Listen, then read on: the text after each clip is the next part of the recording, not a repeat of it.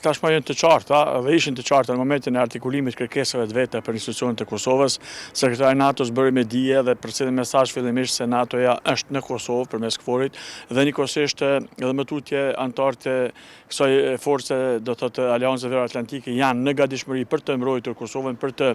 ndihmuar dhe asistuar në aspektin e sigurisë, për të parandaluar çfarëdo qofte rrezikimi serioz të sigurisë kombëtare kështu me radhë. Në anën tjetër dalë disa porosi tjera, të cilat nga disa u kuptuan mekanikisht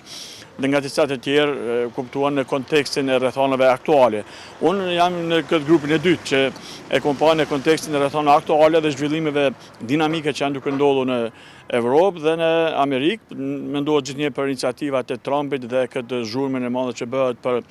lënien e patatës së nxehtë në dorë të Evropës në aspektin e sigurisë kolektive që Evropa të përkujdeset vetë, financojë vetë sigurinë kolektive, prandaj këto relacione dhe këto konstelacione duhet kuptuar mirë, kuptuar do të thotë përtej asaj që është thënë kuptimin e fjalëve dhe fjalive, në kuptimin e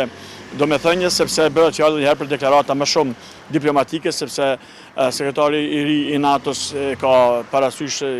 të zhvillime, i ka parasysh tensionimin e raporteve, spaku për shkallëzimin e marrëdhënieve tradicionalisht të mira mes Europës dhe Amerikës. Këtë rast me iniciativën e Trumpit kemi risi në aspektin e tendencës të ridizajnimit të interesave amerikane në trullin evropian dhe në këtë frymë ai ishte shumë i matër për të mos e thënë troç se FSK-ja është duke zhvilluar mirë si forcë armatose, përkundërzi tha se është organizatë humanitare, gjithsesi ka karakter humanitar, FSK-ja, që realisht nuk është ajo, sepse dy ditë mas patëm veç që mrapa patëm marrëveshjen e shkruar Koniz me SBA-t pikërisht për armatimin dhe transformimin e FSK-s sipas dinamikës planifikuar nëpër fazat të cilat tashmë janë të njohura publikisht, në cilat fazat çka duhet të ndodhë në aspektin e konsolidimit, në aspektin e armatimit, pajisjeve, në aspektin e trajnimit, zhvillimit kapaciteteve kështu me radhë. Por shikuar në përgjithësi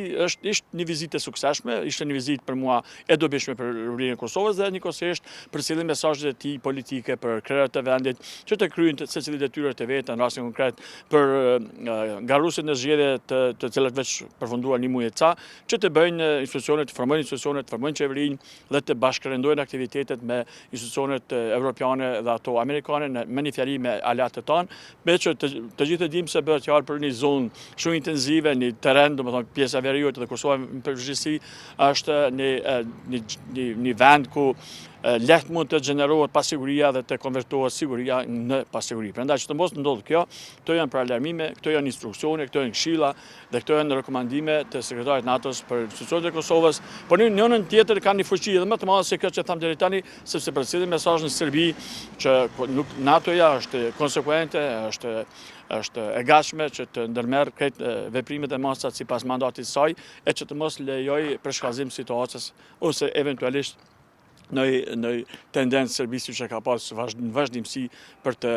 aneksuar pjesën veriore. Pra NATO-ja është konsekuente edhe një herë në qëndrimet e veta, mesazhi është për Serbinë, por mesazhi është edhe për Kosovën. Kosova të mbarojë detyrat e veta sipas mandatit dhe marrëveshjeve ndërkombëtare që kanë qenë deri tani, pa ato detyra që dalin nga këto marrëveshje, detyra të tjera, Kosova, institucionet e Kosovës dhe Serbia të ketë parasysh edhe një herë i rikonfirmohet se NATO është këto.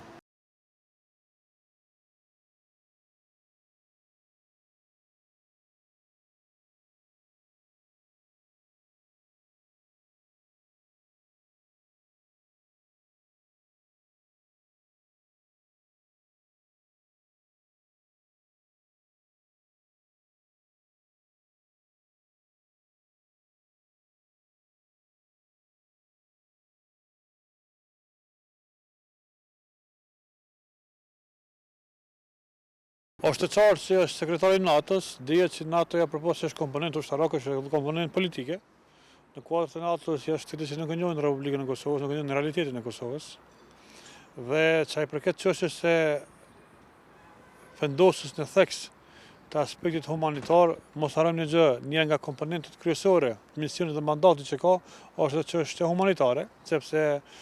marrja pjesë në operacione ndërkombëtare për çështje humanitare, qoftë në Kuvajt, qoftë në pjesën e Argentinës, me forcat britanike, në Kuvajt me forcat amerikane, në së bashku edhe me Turqit, kjo dëshmon faktin që FSK-ja kryen një mision humanitar. Pra nuk është asgjë spektakolare, apo nuk është asgjë negative që ka potencion një gjë të tillë, sepse ne jemi duke krijuar forcë mbrojtëse, jo forcë ofanzive. Dhe kjo është në kuadër të planit gjithëpërfshirës të forcës së sigurisë së Kosovës në forcat armatosura, po negocizohet në bazë të konceptit Smart Defense Force. Pra, gjitha këto ne do duhet t'i kemi parasysh që ishte një tregues e qartë, që cila është përcaktuar qartazi të armën e FSK-s në kuadër të komponenteve ndërkombëtare të NATO-s. Ishin 4 pika kryesore: çështja e mbështetjes për KFOR-in, çështja e mbështetjes politike për ndërmjetësimin dhe suportimin e dialogut Kosovë-Serbi, çështja e tretë ndërlidh të kryesisht me sigurinë rajonale dhe çështja e katërt ishte potencimi i çështjes mbështetjes për FSK-n. Pra, janë 4 pika kryesore me të cilat ne do duhet të pajtohemi dhe do duhet të bashkëpunojmë në tutje. KFOR-i ka mandatin 1244 nga Këshilli i Sigurisë së Kombëve të Bashkuara. Kjo e forcon qëndrimi, misionin dhe mandatin që ka rujtjen e integritetit territorial të Republikës Kosovës, ata e quajnë rujtjes së vijës administrative mes Kosovës dhe Serbisë. Dhe kjo në fakt është një ndërmjetësi e jashtëzakonshme që Kosova në aspektin e brezit kufitar, barën dhe përgjegjësinë e sigurisë që ja lën NATO-s, respektivisht komponentës e saj KFOR, ndërsa në pjesën e mbrëmshme, planin e mbrëmshëm do duhet vazhdoj ta përmbyll planin e saj gjithëpërfshirës deri në 2028 dhe si pas 2028-s Kosova të jetë pjesë përbërëse integrale e NATO-s, prandaj prezenca e NATO-s në Kosovë është ndihmës e përcaktimit të direktives njëkohësisht të doktrinës ushtarake të Republikës Kosovës.